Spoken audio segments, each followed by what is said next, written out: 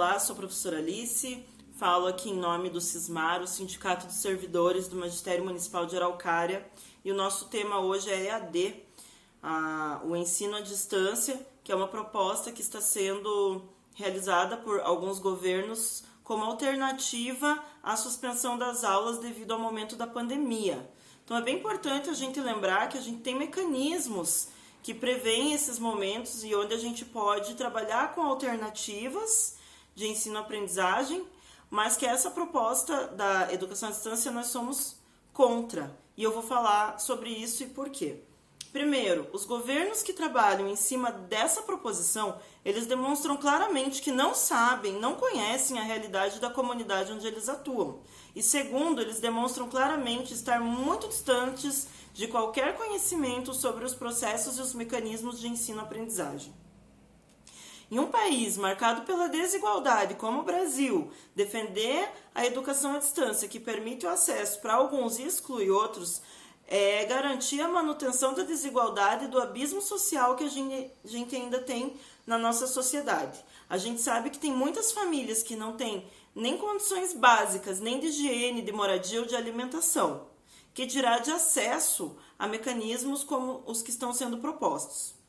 Será que um pai, uma mãe de família ou uma pessoa responsável por uma família, na hora de ter que decidir se vai colocar na mesa o alimento ou se vai pagar a internet, o que ela vai escolher? Se fosse você, no seu lugar, que tivesse que optar por um dos dois, o que você optaria? Né? A gente não precisa responder, a gente sabe a resposta. Né? E o que acontece? Que em muitos lugares o sinal é péssimo, que tem muitas famílias que não têm condição de pagar por internet, seja a rede de dados, seja o Wi-Fi. Tem famílias cujos celulares não comportam o uso de muito aplicativo, então eles têm lá algum básico que é necessário, não conseguem ter outros. Então são N situações, N pormenores, onde a gente enxerga esse problema, né, com relação aos aplicativos. As aulas online passam pela mesma discussão, porque dentro dessas propostas, né, como o Estado, por exemplo, que fala do Classroom, do Google, essas propostas exigem que a pessoa tenha internet. Então, assim, um aluno que não tem internet, ele não vai conseguir ter acesso com qualidade a essas aulas, né? Então, modelo excludente. Aí o governo justifica que, então, ele tem também a possibilidade das teleaulas, né? Nos canais da rede aberta. O que também é uma vergonha de uma proposta.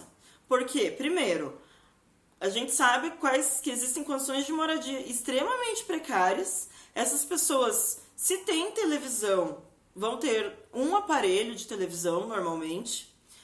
Muitas vezes um aparelho que já está em péssimas condições, né? E essa mesma família que só tem um aparelho de TV em casa, mas tem mais de um filho em idade escolar, ela vai ser obrigada a escolher qual filho vai assistir a aula aquele dia.